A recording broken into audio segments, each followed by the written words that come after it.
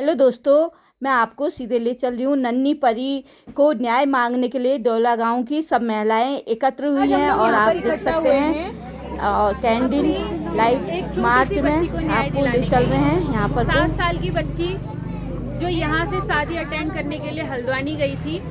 हल्द्वानी में अब रिश्तेदारी में शादी अटेंड गई थी। यही वो काला दिन था। शादी हुई और हल्दी हुई, मेहंदी हुई, रिसेप्शन पार्टी के दिन उस बच्ची का अपहरण हो जाता है और 3 दिन तक वो बच्ची गुमशुदा के तौर पर उसकी तलाश करती रही पुलिस।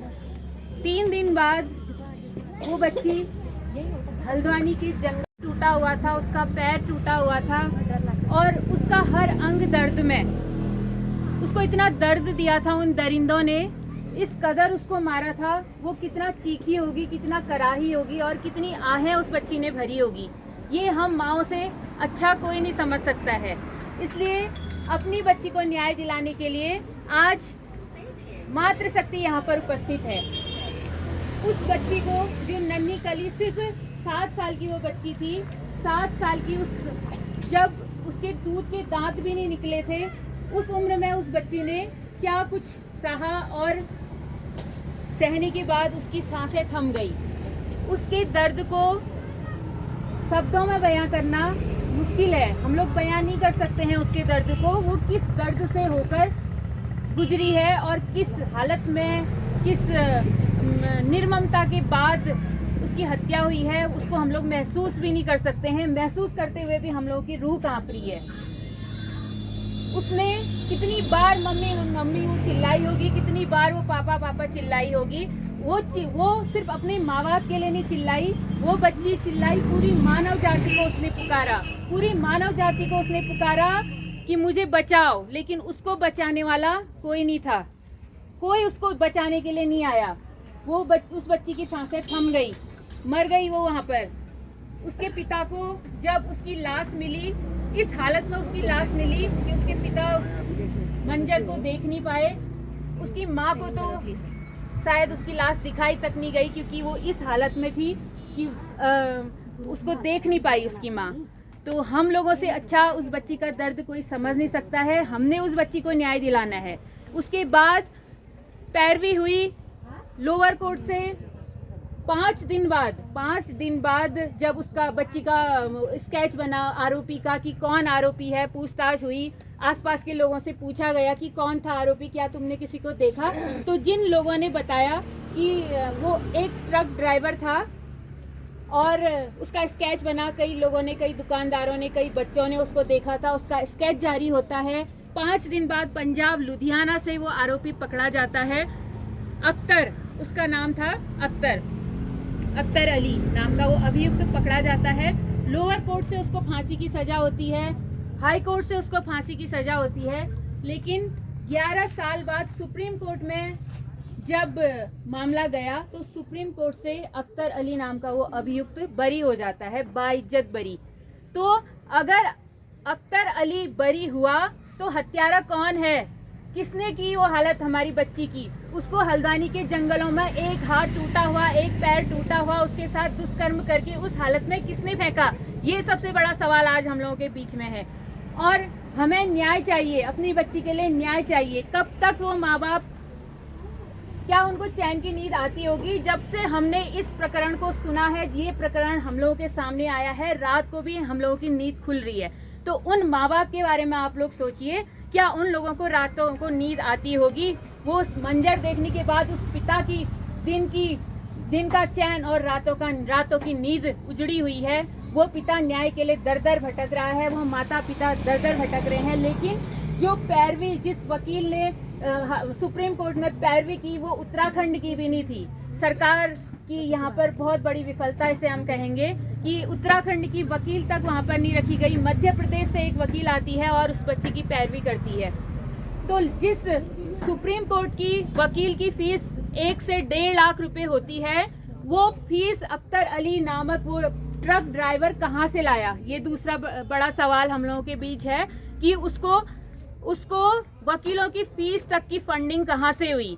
किसने उसको इतनी बड़ी सुप्रीम कोर्ट में लड़ने के लिए पैसा दिया और किसने उसको सपोर्ट किया, किसने उसको सहयोग किया, और कौन वो वकील थी जो हमारी बच्ची को दोषी करार दे गई और उस अभियुक्त को उसने बाइज्जत बरी कराया। हम लोगों के बीच न्याय प्रणाली का एक बड़ा प्रश्न चिन्ह बनकर आज हम लोगों के बीच है। आज एक कशिश मरी है, कल कई कशिश का मौका वो अभियुक्त वो आरोपी देख रहे हैं। वो ऐसे दरिंदे जो भय मुक्त हो चुके हैं, जिनको किसी चीज का डर नहीं है, वो लोग देख रहे हैं कि हमारे हाथों कोई और कशिश लग जाए और हम उसका भी इसी तरह से हाल करें और उसकी हत्या कर दें। क्या हमने किसी और को कशिश बनने देना है? आप लोग बताएं। तो हमने सड़कों पे उतरना पड़ेगा। इसके लिए मात्र शक्ति ने जागना है, ज्यादा से ज्यादा सड़कों पर आना है, ऐसा कानून बनाना है कि ऑन द स्पॉट उस अभियुक्त को, ऐसे दरिंदों को गोली मारी जाए, उसको जिंदा जला दिया जाए, उसको आग लगाकर जलाया जाए। अगर कानून व्यवस्था में ऐसी कोई सजा नहीं है तो उसको जनता के हवाले किया जाए। मात्र शक्ति उसको बताएगी कि एक बच्ची का दर्द क्या होता है, एक बच्ची की चीखें क्या होती है, हम उसको बताएंगे। उसको जनता के हवाले किया जाए, उसको जनता की अदालत में जनता को सौंपा जाए, उसको बच्ची को न्याय देने का काम जनता करेगी। और जिस तरह से, जिस निर्ममता के साथ उस बच्ची ने जो दर्द सहा है, जिस दर्द को सहकर वो दुनिया को छोड़कर गई है, आज बड़े अफसोस के साथ हमें कहना पड़ रहा है कि हमारी मातृशक्ति को सड़कों पर उतरना पड़ रहा है, न्याय की भीख मांगनी पड़ रही है। जो ऐसी कानून व्यवस्था हमारे देश की होनी चाहिए थी कि उसे 2014 में ये प्रकरण हो गया था, तो 2014 में ही उस अभियुक्त को सजा हो जानी चाहिए थी। लेकिन 11 साल के लंबे इंतजार के बाद भी हमारे हाथ कुछ नहीं लगा। हम हाथ मलते रह गए, हम सड़कों पे उतरते रह गए। आज हमने रुकना नहीं है, आज हमने थमना नहीं है। हमने अपने इस जोश को जारी रखना है जब तक हमारी बेटी को न्याय नहीं मिल जाता। हम किसी और को कशिश नहीं बनने देंगे। हमने सड़कों पर उतरना है, अपनी बेटी को न्याय दिलाना है। हमारा थोड़ा सा समय जाएगा, कुछ दिन जाएंगे, हम थोड़ा सा चलेंगे, थोड़ा सा चीखेंगे, चिल्लाएंगे, लेकिन अपनी बेटी को न्याय हम दिला के रहेंगे।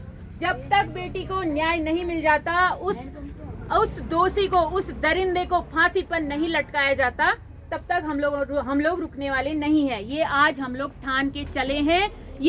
ये आंदोलन अब इतना बड़ा रूप ले चुका है कि ये हर गांव, हर गली, हर मोहल्ले, हर शहर तक पहुंच चुका है।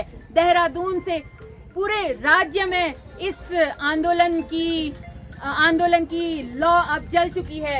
ये चिंगारी अब आग का रूप ले चुकी है। उत्तराखंड के तमाम जिलों में ऐसे प्रदर्शन देखने को मिल रहे हैं। आप देखिए, देहरादून में, नैनीताल में, टनकपुर में, जगह जगह पर आंदोलन हो रहे हैं। हमारे शहर में छोटे छोटे गांवों में आप देखिए, पंडा में, जाजर देवल में, दौला में और घंटाकरण में, होली चौक पर, पुराना बाजार, नया बाजार और पूरी बाजार में जिस तरह से जन सैलाब, जन हुजूम उमड़ा था, ये इस बात को दर्शाता है कि लोगों का गुस्सा, लोगों का आक्रोश किस कदर अब न्याय प्रणाली के विरुद्ध हो चुका है और लोग सड़कों पर उतर रहे हैं।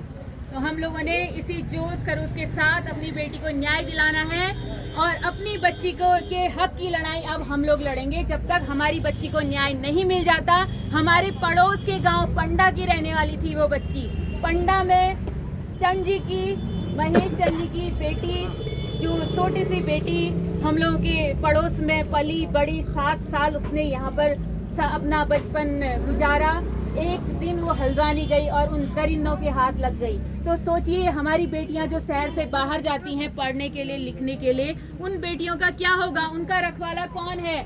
कल के दिन अगर हमारे साथ, हम में से किसी के साथ अगर ऐसा हो जाता है तो हमारा साथ कौन देगा? हमारे साथ तो न न्याय प्रणाली है, न कानून है, न शासन है, न प्रशासन है। हम किसके सहारे हैं? हमें चाहिए एक ऐसा ठोस कानून, एक ऐसी कठोर और ठोस न्याय प्रणाली जिसमें ऐसा कानून बने, जिसमें ऐसे बलात्कारियों को, ऐसे आरोपियों को ऑन द स्पॉट गोली मारने का प्रावधान हो, या उसे जिंदा जला दिया जाए, या उसे अंग भंग कर दिया जाए, या उसे लूला लंगड़ा विकलांग बनाकर छोड़ दिया जाए, या फिर अंत में अगर शासन, प्रशासन, कानून व्यवस्था कुछ नहीं कर सकती तो उसे जनता के हवाले छोड़ दिया जाए।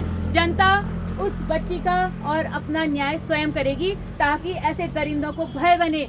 आगे से ऐसा कुछ करने से पहले 10 बार वो सोचें कि अगर हम ऐसा कुछ करेंगे तो हमें हमारा कानून सजा देगा, हमारी जनता हमें सजा देगी। हमें ऐसा कानून चाहिए। ये आंदोलन रुकेगा नहीं, तब तक नहीं रुकेगा जब तक उस आरोपी को फांसी की सजा नहीं हो जाती।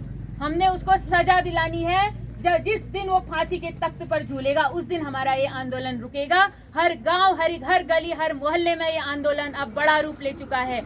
अब इसके बाद भी अगर सरकार जागती नहीं है, इसके बाद भी अगर कानून व्यवस्था दुरुस्त नहीं होती है, तो हमने और अधिक भव्य रूप इस आंदोलन को देना होगा। जो छोटे छोटे टुकड़ों में ये आंदोलन हो रहा है, उसके बाद हमने एक भव्य रूप देकर एक साथ इतनी बड़ी संख्या में हम लोगों ने एक साथ इस आंदोलन को करना होगा, जिससे कि उस आरोपी को फांसी की सजा मिले और फांसी के तख्त पर वो झूलता रहे।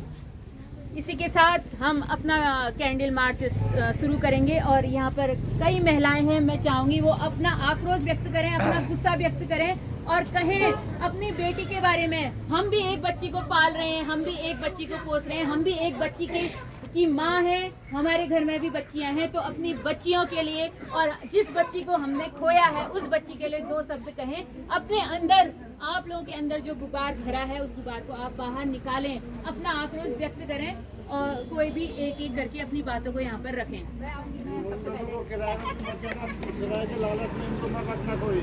हेलो दोस्तों, सभी को मेरा सादर प्रणाम और शुभ संध्या। तो मैं अंजू नगर कोटी, मेरा यूट्यूब में भी चैनल है और फेसबुक में भी पेज है। तो आप लोग मेरा वीडियो फेसबुक में देख सकते हैं, यूट्यूब में जाके देख सकते हैं। मैंने सब बैठ के पहले यही चीज़ें बोली हैं जो अभी मेरी बहू ने यहाँ पे बोली। ये मेरी बहू है, तो यही चीज़ें सब मैंने वीडियो में भी बोली हैं। ये बहुत गलत हुआ जो भी हुआ, मैं इसके बिल्कुल भी खिलाफ नहीं हूँ। चाहे पार्टी कोई भी हो, कोई भी अभी सत्ता में है, इससे हमको कोई लेना देना नहीं है। हमको लेना देना है सिर्फ बच्ची के माँ बाप से। बच्ची के माँ बाप ने 11 साल इंतजार करने के बावजूद अभी तक उनको न्याय नहीं मिला है। हमको इस चीज़ से लेना देना है, बाकी और हमको किसी चीज़ से लेना देना है। महंगाई, सस्ताई, ये सब चीज़ तो चलते रहती है जिंदगी में। सबसे बड़ी होती है जिंदगी, एक छोटी सी बच्ची की जीवन, और उसके साथ कितना गंदा व्यवहार हुआ है, ये चीज़ मैं कहना चाहूँगी। बाकी तो सब साइड पे रखिए और बच्ची के साथ न्याय मिले, बच्ची को न्याय मिले, बच्ची के माँ बाप को न्याय मिले। इसलिए मैं भी यहाँ पर जुड़ी हुई हूँ अपनी बहू के साथ, इसका साथ देने के लिए। नमस्कार,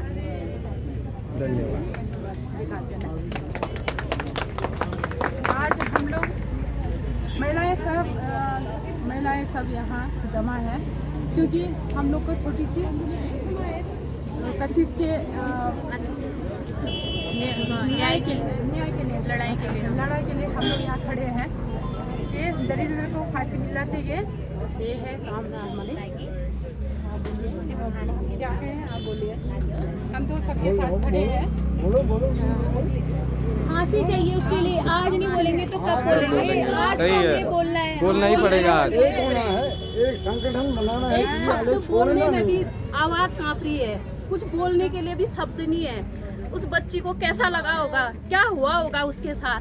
आज नहीं बोलोगे तो कब बोलोगे? सब एक साथ बोलो। क्यों नहीं बोलोगे? 7 साल की बच्ची, हम अपनी लड़कियों से बोलते हैं ऐसे कपड़े मत पहनो, वैसे कपड़े मत पहनो। उस 7 साल की बच्ची में उस दरिंदे को क्या दिखा? चलो बड़ी लड़कियों में तो उसने ये देखा वो देखा, उस 7 साल की बच्ची में उसने क्या देखा? क्या देख के वो उस बच्ची को ले गया? आज नहीं बोलेंगे तो बोलेंगे कब? कितनी कशिशें हो जाएंगी, कितनी अंकिता भंडारी हो जाएगी। अंकिता भंडारी को तो हम बोल रहे हैं उस जंगल में वो नौकरी करने क्यों गई, कशिश क्यों गई? एक शादी समारोह में अपने माँ बाप के साथ हम, इतनी बच्ची है छोटी सी, उस बच्ची में उसको क्या दिखा? बोलिए फांसी दो, बस हो गया। हमको कुछ नहीं चाहिए और फांसी चाहिए। हमको किसी सरकार से लेना देना नहीं, हमको किसी नेता से लेना देना नहीं, हमको फांसी चाहिए। और उस औरत के लिए जिसने इसकी पैरवी की, उसके लिए तो कुछ शब्द ही नहीं है। उसको पता नहीं क्यों औरत बनाया। बस थू है सरकार है उस वकील पर। महिला स्त्री जाति पर कलंक है वो वकील। केस लड़ा, ये सबसे कितनी बड़ी बात है। नहीं लड़ना चाहिए था ना उन्होंने। बोलने के ऐसी बहुत गलत बात है। कई सवाल करते हैं। हो सकता है उस बच्चे की भी छोटी बच्ची होगी, उसकी भी तो होगी ना, बच्चा पैसा ही तो था, पैसे ही तो लिए होंगे उसने, और क्यों लड़ी होगी वो। महिलाओं के खिलाफ कई सवाल करते हैं कि क्या गहने थे, क्या पहने थे, क्या छोटे कपड़े पहने थे। आप बताओ क्या कपड़े पहने थे, क्या पहना था छोटी 7 साल की बच्ची ने, क्या किस तरह से और क्यों किया गया ये जघन्य अपराध। इस सवाल का कोई जवाब है किसी के पास? ऐसे मत पहनो, वैसे मत पहनो बेटा, ऐसे हम कपड़े बस नहीं एक ही पहनते। चीज उस चाहते बच्ची ने हैं, क्या पहना? दरिंदे को फांसी दो, नन्ही परी को न्याय दो, दरिंदे को फांसी दो, नन्ही परी को न्याय दो। इसीलिए हम यहाँ पर आज इकट्ठे हुए हैं कि हमारी आवाज सुनी जाए। आज ये आवाज ऐसी कविता बार बार